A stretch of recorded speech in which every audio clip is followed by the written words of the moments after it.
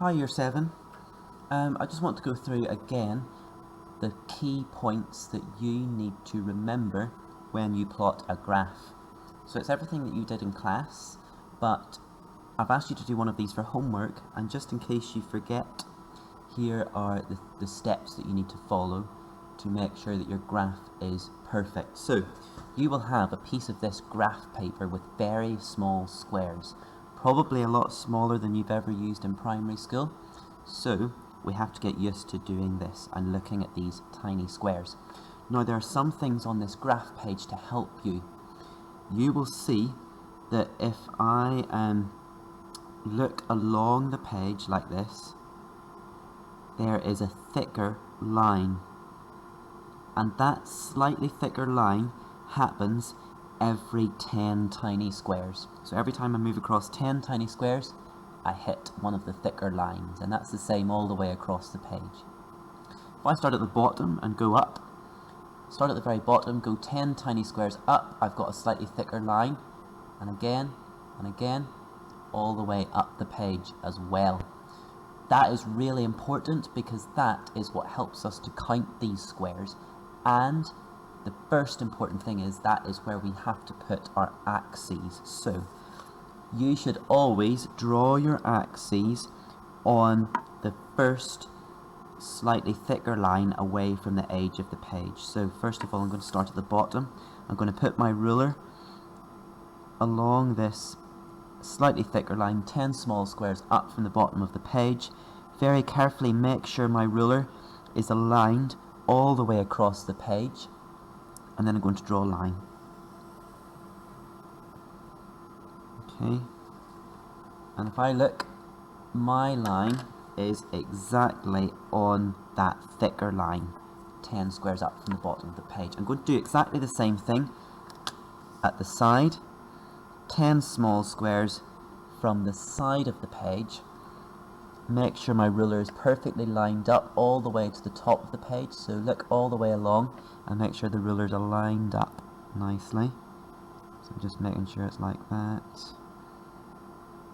and then I'm going to draw a line.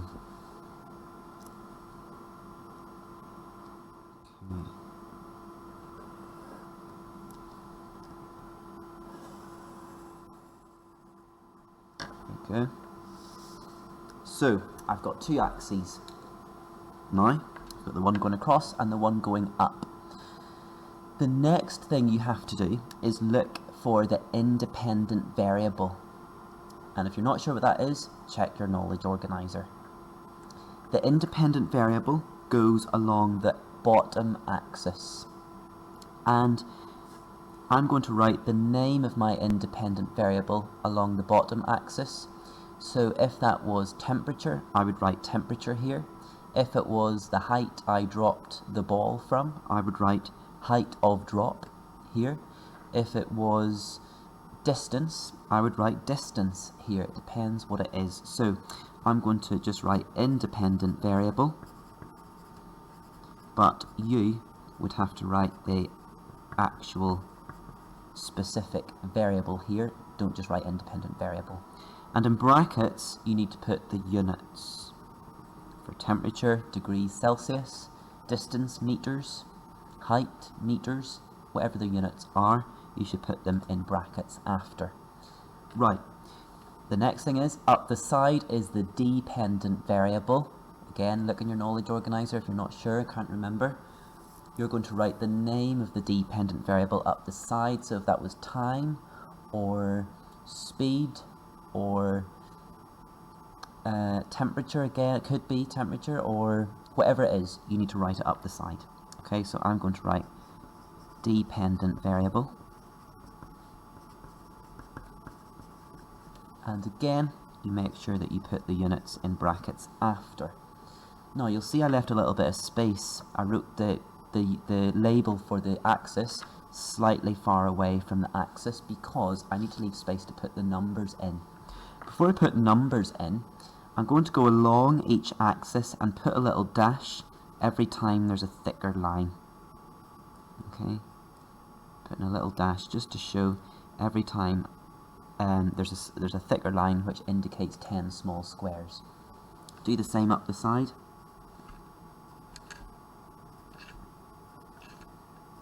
And these little markers are very important because that is where your numbers are going to go. Right, let's look at putting the numbers on the axes. So, I have made a table of some data from an experiment. We've got the independent variable, the dependent variable, and I've got some numbers. So, I need to put these numbers on the axes. Let's start with the independent variable. The most important thing about this step is that the numbers on the little dashes that you're going to write have to be evenly spaced. So, if I look at the independent variable, I need to go from 5 all the way up to 30. So, I'm going to always put 0 at the origin, which is where the two axes cross together. And then let's try and see if it works if I go up in 5. I'm going to check if it fits on the graph page. So 5, 10, 15, 20, 25, 30. That's going to fit really nicely and it spreads nicely across the page. So let's decide that we're going to go up in 5s here. There we go. Now the next one, the dependent variable, I need to get all the way up to 9. I've got quite a big space here though, so what numbers am I going to go up in? It's very important that I don't just go 1.5, 3.1, 4.6, 6.2. I cannot just write these numbers on the axis because then it wouldn't be evenly spaced and the graph is completely pointless, so we don't want to do that. What I want to do is go up in evenly spaced numbers. So I have to go all the way up to 9. I could try going up in 3s maybe. 3, 6, 9. The problem with that is it's going to be a really tiny graph. And I've got all this space up here that won't be used because 9 is going to finish here. So 3s wouldn't be the best. Let's try 1s maybe. 1, 2, 3, 4, 5, 6, 7, 8, 9. That's not too bad. That takes up most of my graph page. It takes up more than 2/3 of the page. That's pretty good. So I'm going to go up in 1s. 1, 2, 3, 4, 5, 6, 7, 8, 9. There we go. Now, the final step is to plot all of these points onto the graph. So, when the independent variable was 5, the dependent variable was 1.5. So I need to go across to 5. And then follow the slightly thicker line all the way up to 1.5. Here is 1, where these two slightly thicker lines cross over. 1.5 is going to be halfway between 1 and 2, so that's going to be 5 small squares. So let's go up 5 small squares. There we go. And so I'm going to put an X right at that exact point. A nice small X with a sharp pencil.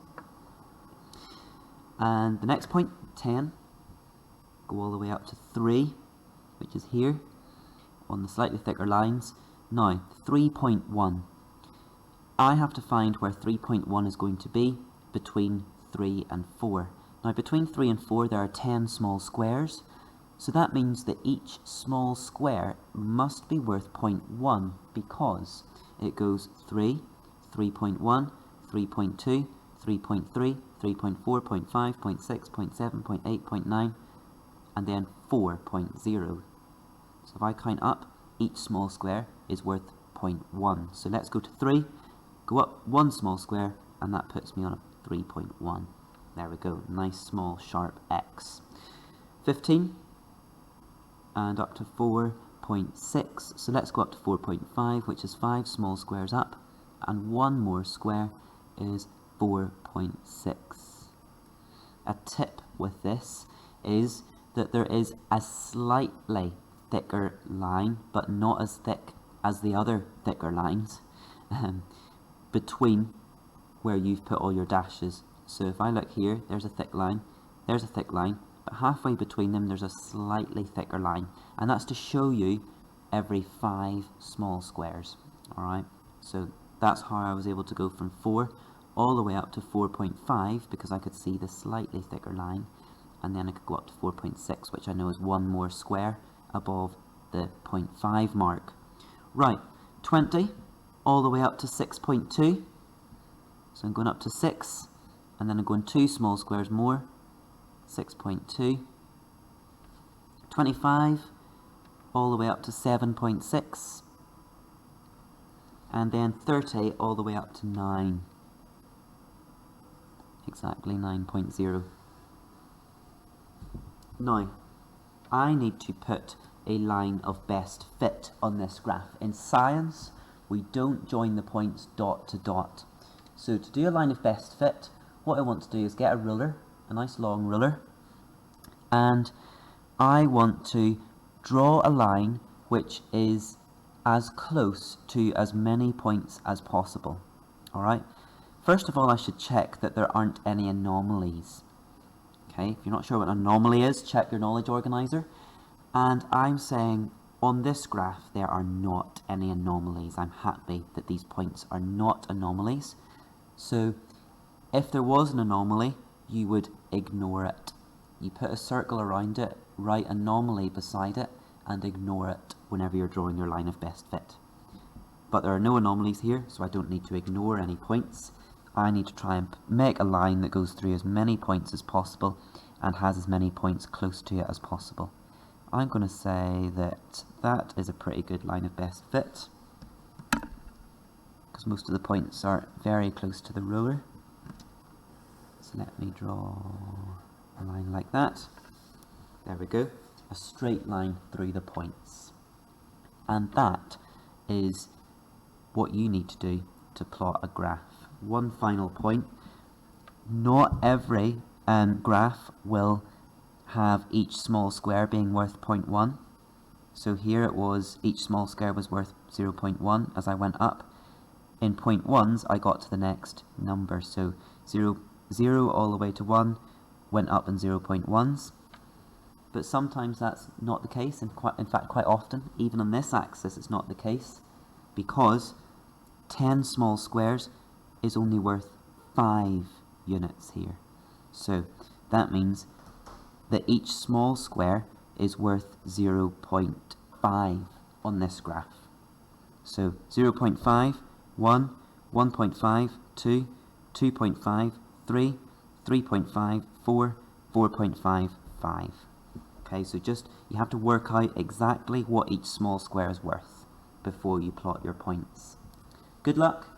I look forward to seeing your graphs.